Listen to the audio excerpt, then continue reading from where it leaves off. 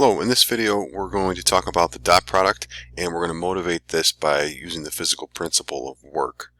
Alright, so this is going to be done a little bit backwards from the way you're going to see this done in most textbooks, including the OpenStax book that I'm referencing.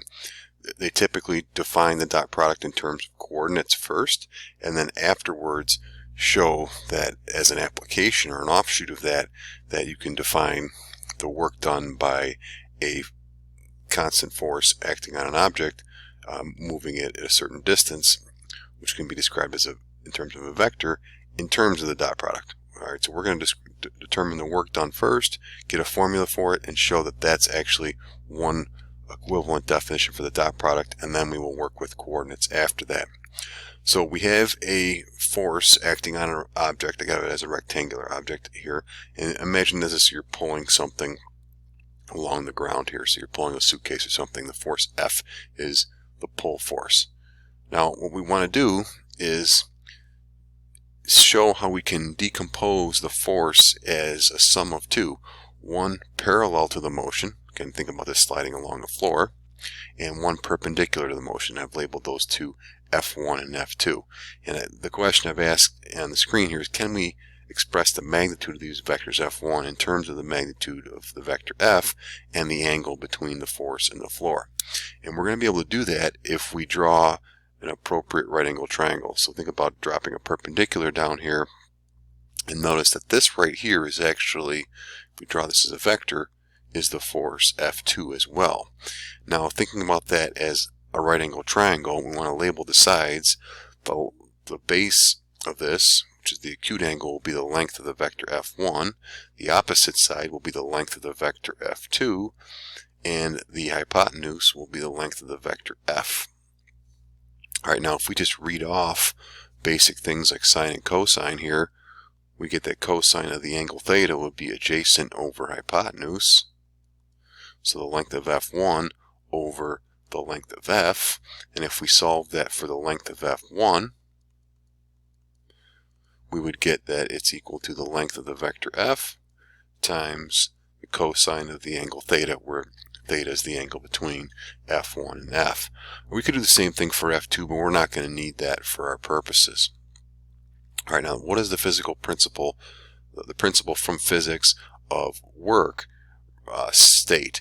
If you have a constant force and it's acting in the direction of the motion, and it moves an object a fixed distance along that motion, then the work done is given by the magnitude of the force times the distance moved.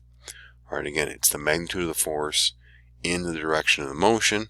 Alright, so what we're going to say here then is to find the work done by the vector force F to move the object from, which I'm calling point P, to point Q, and we're going to describe that by the vector which I've labeled D, but D is really the vector going from point Q to point P to point Q. Then it's going to be the magnitude of the force that's going in that direction of that motion times the distance. Well, the distance the object moves is the distance from P to Q, and that distance is going to be the magnitude of the vector, the direction vector D here. But then it's going to be times the magnitude of the force that's acting in that direction of the motion. And we can see that the vector force F has two components, one parallel to the motion, which we're labeling as F1, one perpendicular to the motion, which is F2. F2 gets canceled out by gravity. Equal and opposite forces cancel. So we're really concerned about the magnitude of the force F1. And by what we just showed up above, that magnitude of that force F1 is equal to the magnitude of the force F times the cosine of the angle in between. So what is the work done going to be then? It would be the magnitude of the force F1 times the length of the vector D, and then we know what that's equal to. That's the magnitude of the force capital F times the cosine of theta times the length of the vector D. And that leads us to the definition of the work done, alright, which I have on the next page here. It's equal to the length of, if we have two forces, F represents the force, d represents the displacement vector, then the work done by the force F is going to be the length of the force F times the length of the force d times the cosine of the angle in between. That's the definition of work, the physical principle work.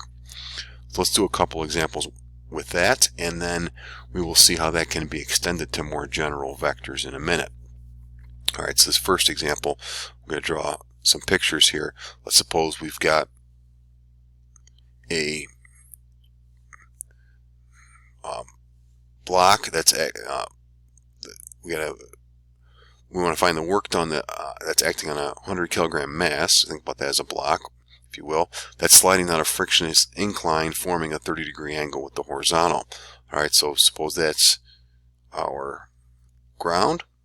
We've got a ramp here, or an incline that makes a 30-degree angle. Okay, and then we've got some object, and it's going to slide down that frictionless incline, so we're neglecting any forces due to friction, and it's going to slide down here a length of 10 meters. So we're going to think about that as a vector, little d, that's our displacement vector from our starting position, and the magnitude of that force, or that displacement vector, pardon me, is 10 meters in this case. Alright, now we're also going to think about the force of gravity acting on this object, and that's going to point straight down towards the center of the earth. Alright, and the magnitude of the force F due to gravity is going to be the mass times the acceleration due to gravity. So when we work this out here, we're going to get, in this case it's 100 kilograms times the acceleration due to gravity, which is 9.81 meters per second squared, and doing that multiplication, the magnitude of the force F is equal to 981 kilograms meters per second squared is newtons. Alright, so that's it. From physics, that's the unit newtons. Alright, so if we want to find the work done, notice we got to also know from our formula up above here, we have to know what the angle is, and that angle theta is the angle between the vectors. So it's not the 30-degree angle we're talking about here, it's this angle in between, which is actually 60 degrees. So keep that in mind, we have to find the angle between the vectors. In this case, that's 60 degrees. So when we go to find the work done, calculation isn't too difficult, but it's going to be the length of F times the length of D times cosine of theta. Is writing our formula out. Then we're going to substitute in what we have here. We're going to have 981, and keep in mind the units on there are newtons, times the length of D, which is 10 meters, times, I'm running out of space here, but it's going to be cosine of 60 degrees, not the 30 degrees. Cosine of 60 degrees is 1/2, so we're going to get 981 times 5 as our final result, which in this case is giving me a work done for example number 1 of 4,905 Newton meters, newtons times meters, which is the unit joules in physics. Alright, so the work done comes out to be positive in that instance. Alright, we're going to do another example for number 2. Alright, let's take a look at that one. Let's just draw a quick picture here. Again, we've got the ground. This time we've got a 36-degree incline, so a little bit steeper. Alright, and for our 36-degree incline, we're talking about a block with mass 1 kilogram. It's going to be dragged up the incline this time. So we've got, let's just draw a free body diagram with that block being represented by the dot. It's going to be dragged up 5 meters, so we're going to go uphill here. So that's our displacement vector D. Its magnitude is going to be 5 meters. All right, and we still have gravity working on this. All right, so I'm going to just erase that real quick there and redraw that angle. So our angle here is 36 degrees.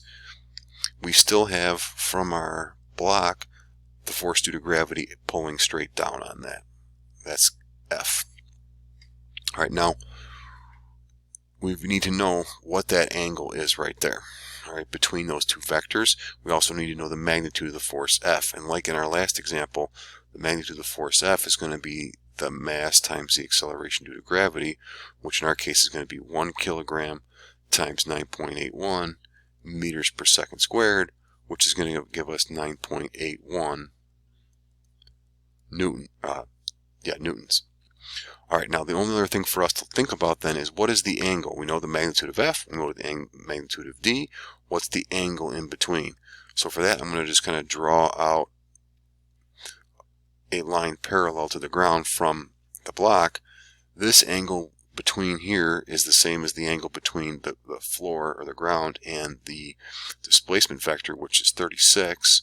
So we're really talking about the angle theta being 36 degrees, 90 plus 36, or 36 plus 90, which is 126 degrees. All right, so then to get our work done, the work is going to be the magnitude of F times the magnitude of D times the cosine of the angle in between.